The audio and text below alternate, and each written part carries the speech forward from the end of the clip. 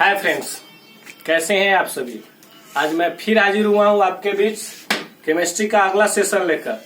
पिछले क्लास में हम लोग जो पढ़े थे उसके आगे हमारा ये टॉपिक है जो यहाँ से शुरू होता है। क्या है? कहता है रासायनिक समीकरण की सीमाएं, यानी कि जो हम रासायनिक समीकरण अभिक्रिया के फलस्वरूप जो बनाते थे उसकी क्या क्या सीमा है। क्या क्या सीमा है? तो परीक्षा में तो हम लोग लिखते हैं कि निम्नलिखित सीमाएं हैं, जो हमने नहीं लिखा है तो इसलिए आप जब भी एग्जाम देंगे तो उस चीज को जरूर मेंशन करेंगे। क्या है? पहला कहता है कि रासायनिक समीकरण से अभिकारकों एवं प्रतिफलों के भौतिक अवस्था की जानकारी नहीं होती है। मतलब कि जब हम रासायनिक समीकरण लिखते हैं तो उसमें जो अभिकारक हैं या प्रतिफल हैं उनके भौतिक अवस्था, यानी कि वो ठोस हैं कि द्रव हैं कि गैस हैं कि जलीय विलयन हैं, इसका पता नहीं चलता है। यही हमारा पहला सीमा में कहता है कि रासायनिक समीकरण से अभिकारकों एवं प्रतिफलों के भौतिक अवस्था की जानकारी नहीं मिलती है। दूसरा क्या कहता है? अभिकारकों के फलस्वरूप अवशोषित या उत्सर्जित ऊष्मा की जानकारी नहीं हो पाती है। जब अभिक्रिया होती है तो अभिक्रिया के फलस्वरूप ऊष्मा का अवशोषण होगा या उत्सर्जन होगा, इसकी जानकारी हमको नहीं होती है। तीसरा क्या कहता है? कह रहा है कि रासायनिक समीकरण से अभिक्रिया की दशाओं का पता नहीं चल पाता है, यानी कि उससे अभिक्रिया के दशा, यानी उत्प्रेरक लेगा, अभिक्रिया जल्दी होगी, बहुत मंद होगी, ये सब जो भी कंडीशन है, दशा है, उसका पता हमको नहीं चल पाता है। अगला क्या है? कह रहा है कि रासायनिक समीकरण अभिक्रिया के वेग को नहीं बताता है। उसका वेग कितना होगा, किस स्पीड से होगी अभिक्रिया, उसको नहीं बताता है। पांचवा है कुछ रासायनिक अभिक्रियाएं विस्फोट के साथ होती हैं, परंतु रासायनिक समीकरण में इस बात की जानकारी नहीं दी जाती है। कुछ ऐसे भी रासायनिक समीकरण होते हैं जो काफी विस्फोट के साथ होते हैं, जो हम मानवों के लिए खतरनाक हो सकते हैं, तो उसकी जानकारी भी रासायनिक समीकरण के तहत नहीं दी जाती है। तो इससे हमें नहीं पता चलता है कि रासायनिक अभिक्रिया जो होगा वो विस्फोट के साथ होगा या नहीं होगा। छठा हमारा है रासायनिक समीकरण में अभिकारकों तथा प्रतिफलों की मात्रा की जानकारी नहीं होती है। यानी कोई रासायनिक अभिक्रिया हो रही है, उसका समीकरण दिया हुआ है, तो किस पदार्थ का कितनी मात्रा लगेगी, इसकी जानकारी हमको रासायनिक समीकरण से नहीं मिलता है। उम्मीद करते हैं आपको समझ आ गई होगी। आगे हमारा है रासायनिक समीकरण को अधिक उपयोगी बनाना, यानी कि रासायनिक समीकरण को अधिक उपयोगी बनाने के लिए हम क्या क्या कर सकते हैं। क्या क्या कर सकते हैं? पहला है अभिकारकों और प्रतिफलों की भौतिक अवस्था की जानकारी। जैसा कि सीमा में हम लोगों ने पढ़ा कि रासायनिक समीकरण से अभिकारकों और प्रतिफलों के भौतिक अवस्था की जानकारी नहीं होती है, तो जब उसे हम अधिक उपयोगी बनाना चाहते हैं तो उसके भौतिक अवस्था की जानकारी दे देते हैं। कैसे देते हैं? आइए यहाँ देखते हैं।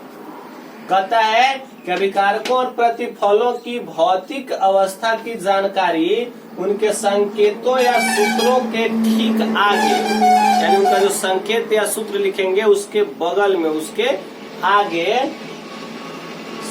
मैंने क्या करते हैं कोष्ठ में, ठोस के लिए एस, ठोस को अंग्रेजी में क्या करते हैं सोलिड, तो सोलिड का पहला लेटर एस, द्रव के लिए एल, यानी कि द्रव को अंग्रेजी में क्या करते हैं लिक्विड, तो उसके लिए एल, गैस के लिए जी, गैस का स्पेलिंग जीएस, तो उसका पहला जो लेटर होगा जी वो लिखते हैं।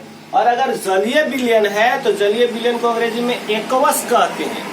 क्या कहते हैं? एक्वस, उसके लिए हम लोग एक्यू का प्रयोग करते हैं। यानी कि जो हमें रासायनिक समीकरण से भौतिक अवस्था की जानकारी नहीं मिल रहा था, अब उसको दर्शाने के लिए हम लोग ठोस के लिए S, द्रव के लिए L, गैस के लिए G तथा जलीय विलयन के लिए AQ का प्रयोग करेंगे। इससे उसके भौतिक अवस्था की जानकारी मिल जाएगी। चलिए, जैसा कि हमने एग्जाम्पल के रूप में लिखा है H2 प्लस O2। H2O हम जानते थे कि बनता है, तो H2 कौन सा अवस्था में रहेगा, तो गैस, इसलिए हमने G लिखा हुआ है। O2 क्या रहेगा, गैस बनेगा, जो H2O क्या रहेगा, लिक्विड के रूप में रहेगा। द्रव की अवस्था चल है तो द्रव M लिखा है। जैसे G तो सोलिड होगा ठोस के रूप में। H2SO4 एकवश जलीय घोल होगा तो AQ लिखा है। अभिक्रिया के फलस्वरूप क्या बनेगा, ZnSO4 का एकवश जलीय विलयन प्लस H2 गैस मुक्त होगा। दूसरा हमारा है ऊष्माक्षेपी एवं ऊष्माशोषी अभिक्रिया की जानकारी। जैसा कि ऊष्माक्षेपी और ऊष्माशोषी अभिक्रिया की परिभाषा हम लोग पढ़ चुके हैं।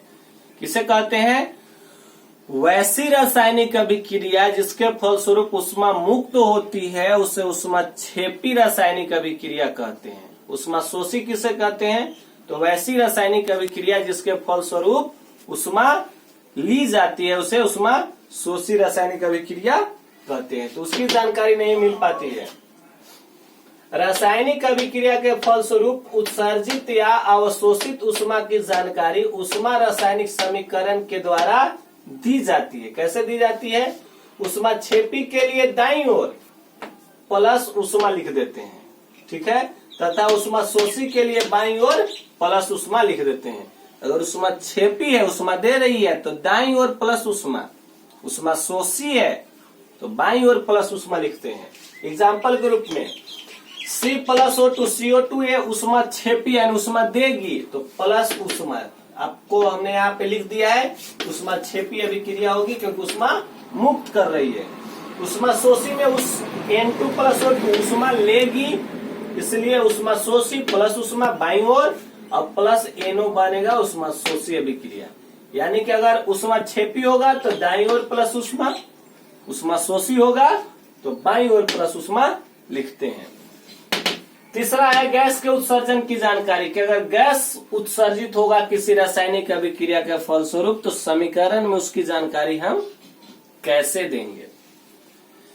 यदि अभिक्रिया के फलस्वरूप कोई गैस निकलती है तो समीकरण में गैस के सूत्र के ठीक बाद चिन्ह ऊपर की ओर तीर दिया जाता है। Zn प्लस H2SO4 क्या बनेगा, ZnSO4 प्लस H2 गैस है, इसके लिए गैस के सूत्र के बगल में तीर चिन्ह ऊपर की ओर हम दे देते हैं। चौथा है अवक्षेप की जानकारी। आप सभी अवक्षेप के परिभाषा से या अवक्षेप नाम से परिचित हैं, पिछले वीडियो में हमने इसके बारे में बताया था। यदि अभिक्रिया के फलस्वरूप कोई प्रतिफल अवक्षेप के रूप में अलग होता है, अवक्षेप बनता है, तो उस प्रतिफल के संकेत या सूत्र के बाद तीर चिन्ह नीचे की ओर दिया जाता है। एग्जाम्पल AgNO3 प्लस HCl बनेगा HCl, अवक्षेप के रूप में बना इसलिए तीर चिन्ह नीचे की ओर है, प्लस HNO3 यानी कि जो अवक्षेप बनेगा उसको तीर चिन्ह नीचे की ओर, यानी कि वो जाके पेंदी में, जिस बर्तन में हम कराएंगे उस बर्तन के पेंदी में यानी नीचे उसके सतह में बैठ जाएगा। अभिक्रिया के शर्तों की जानकारी यानी कि उसके क्या क्या शर्त है, उसके क्या क्या कंडीशन है, उसकी जानकारी। इसकी जानकारी के लिए समीकरण के तीर चिन्ह के ऊपर देते हैं, यानी कि जो तीर चिन्ह हमको रासायनिक अभिक्रिया की दिशा और हमको बराबर बताता है, उसके ऊपर उसके शर्तें, उसके कंडीशन को लिखते हैं। जैसे अभिकारक प्रतिफल तीर चिन्ह अगर ताप लेता है कि कम ताप या कम दाब या बेसी, तो उसके लिए हम ताप दाब और उत्प्रेरक उसी के ऊपर या नीचे आप लिख सकते हैं। यानी कि ताप नीचे ऊपर, उत्प्रेरक ऊपर नीचे, आप तीर चिन्ह पर ही लिख सकते हैं। देखे होंगे या आगे हम आपको इसके बारे में रूबरू कराएंगे। छठा है अभिक्रिया की उत्क्रमणीयता की जानकारी। यह अभिक्रिया उत्क्रमणीय है कि अनुत्क्रमणीय है। रासायनिक अभिक्रिया की उत्क्रमणीयता को दर्शाने के लिए अभिकारक और प्रतिफल, यानी कि अभिकारक जो अभिक्रिया में भाग लेते हैं, प्रतिफल जो अभिक्रिया के फलस्वरूप प्राप्त होते हैं, के बीच विपरीत दिशाओं में तीर चिन्ह देते हैं। यानी कि इस तरह देते हैं कि इनके मिलने से ए पदार्थ बनेगा तथा इससे ए पदार्थ बनेगा। तो उत्क्रमणीय अभिक्रिया की जानकारी या उत्क्रमणीय अभिक्रिया का चिन्ह जो होता है से तीर चिन्ह इस प्रकार से दिया जाता है, जैसे CaCO3 CO प्लस CO2। इसके बारे में अगले वीडियो में हम आपको विशेष रूप से बात करेंगे। आज का क्लास हमारा यहीं तक। आप हमारे वीडियो को लगातार देखते रहें। अगर पसंद आए तो हमारा चैनल सब्सक्राइब करें और लोगों को इसे फॉरवर्ड करें। धन्यवाद।